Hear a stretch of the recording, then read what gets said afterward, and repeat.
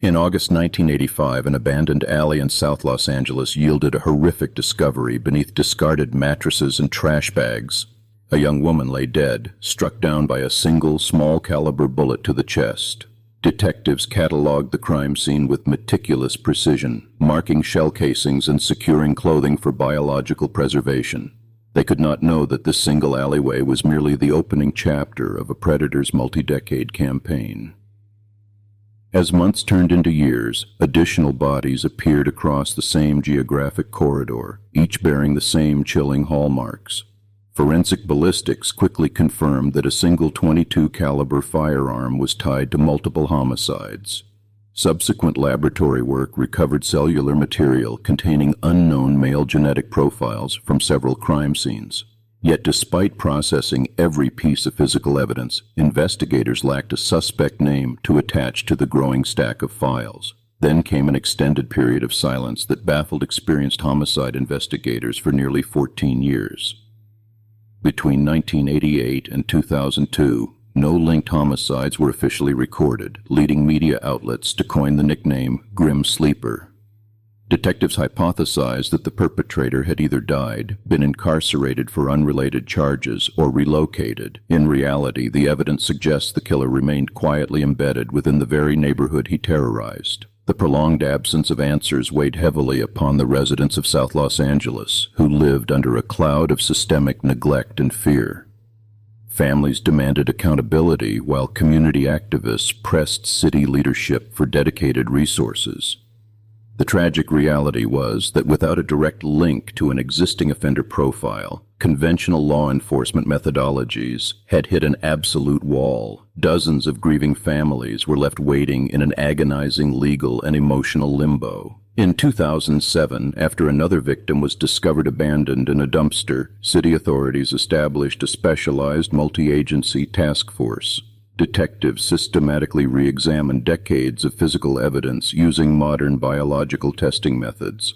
They re-isolated the killer's unique genetic sequence from preserved crime scene swabs. However, running this profile through state and national offender databases yielded the same frustrating result. No direct match existed in the official criminal index. Traditional forensic protocol relied entirely on finding an exact 20-index match within the combined DNA index system. If a perpetrator had never been convicted of a qualifying felony, their profile remained invisible to law enforcement. Investigators realized that standard database queries were inherently incapable of identifying an unindexed suspect.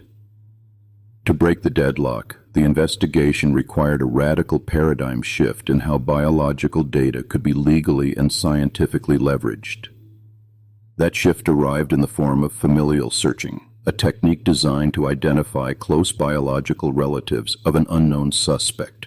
Rather than requiring a complete match, specialized algorithms calculate the statistical probability that an offender in the database shares a first-degree genetic kinship with the perpetrator. By analyzing shared Y chromosome markers passed down through paternal lines, scientists could narrow millions of entries down to a single biological family tree. The implementation of familial searching sparked intense policy debates regarding privacy rights, constitutional protections, and ethical limits. Opponents argued that searching databases for non-matching relatives effectively placed innocent family members under state surveillance without individualized suspicion. Proponents contended that the technique provided a crucial investigative lead in high-stakes cold cases where all conventional leads were exhausted, balancing public safety against individual privacy concerns. The California Department of Justice developed a strict regulatory framework to govern the deployment of this powerful methodology. Under the new protocol, familial searching could only be authorized when all traditional investigative avenues failed and serious public safety threats persisted. A specialized committee evaluated affidavit requests to ensure rigorous legal oversight before any familial database search could officially be approved and executed by state forensic analysts. In 2008, state analysts conducted the initial familial search run against California offender profiles, but the query yielded no viable candidate leads. Undeterred, investigators waited as thousands of new profiles were continuously uploaded into the state system following routine felony arrests. The procedure was intentionally repeated 2 years later, allowing newly submitted biological samples to be screened against the unknown killer's established genetic signature. The long-awaited breakthrough occurred in 2010, when a young man named Christopher Franklin was arrested on a minor weapons charge. As required by California law, a cheek swab was collected during his routine booking process and processed into the offender repository. When analysts ran the updated familial search algorithm, the software registered a striking partial match between the youth's YSTR profile and the killer's evidence profile. Forensic software confirmed an extraordinarily high kinship index, indicating that the unknown serial killer was almost certainly a first-degree male relative of the young arrestee. Analysts immediately ruled out the young man himself, as he was not yet born when the early homicides occurred in the mid-1980s. The statistical data pointed directly toward his father, directing homicide detectives toward a single, previously unsuspected individual. The father was identified as Lonnie Franklin Jr., a 57-year-old former municipal mechanic residing on Western Avenue. To neighbors, he appeared to be an agreeable, helpful resident who frequently repaired automobiles in his front yard. He had no major criminal convictions on his record that would have triggered a mandatory collection of his biological sample during earlier decades, allowing him to evade conventional database queries.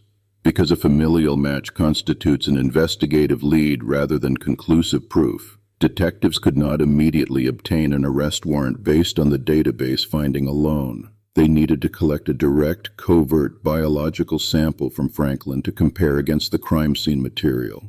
An undercover surveillance detail was deployed to track his movements across South Los Angeles without alerting him to their presence. The opportunity arose at a local pizza restaurant where an undercover officer posed as a busboy clearing tables. After Franklin finished his meal and departed, the officer recovered a half-eaten pizza crust, a used napkin, and a drinking glass. These items were immediately placed into evidence bags and rushed under emergency police escort to the state crime laboratory for high-priority comparative analysis. Laboratory technicians worked through the night, extracting genetic material from the saliva left on the discarded crust. The resulting profile was compared directly against the preserved DNA recovered from the original victim crime scenes decades earlier. The result was definitive. The biological material on the discarded food matched the killer's profile with a probability of 1 in several trillion, eliminating any lingering doubts. On July 7, 2010, armed officers took position around Franklin's home on Western Avenue and executed an arrest warrant without incident. The quiet mechanic was taken into custody, ending a quarter-century of fear and uncertainty. Outside the residence, forensic teams in protective suits began an exhaustive multi-day search of his home, garage, and vehicles to unearth physical evidence tied to missing persons cases. Inside the cluttered garage and living spaces, investigators recovered hundreds of Polaroids and photographs depicting women, many of whom appeared unconscious or deceased. They also seized a .22 caliber handgun hidden behind a wall, which ballistics experts matched directly to bullets retrieved from multiple murder victims. The circumstantial and forensic evidence compiled against Franklin formed an overwhelmingly airtight legal foundation for prosecution. The discovery exposed the profound psychological dichotomy of a predator hiding in plain sight behind a mask of neighborhood normalcy. For decades, he had lived blocks away from where his victims were discovered, engaging in casual conversations with local residents who never suspected his hidden life. The case demonstrated how easily serial offenders can blend into marginalized communities when investigative focus is fractured by systemic barriers. During the lengthy court proceedings, prosecutors presented a comprehensive chain of custody detailing the seamless progression from cold case files to familial search results.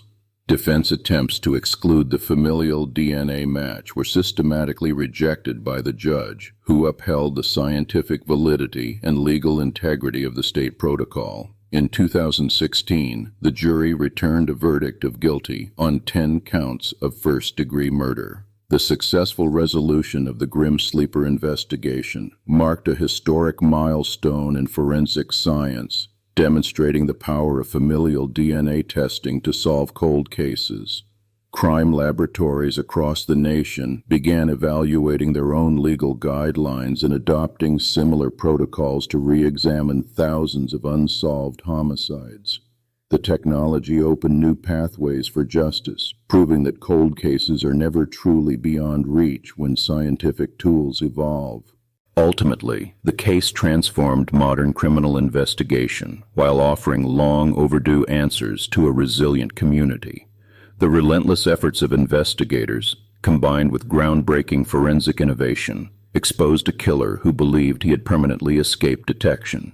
In the archives of law enforcement history, South Los Angeles stands as the proving ground where biological science shattered decades of silence and delivered final accountability for forgotten victims.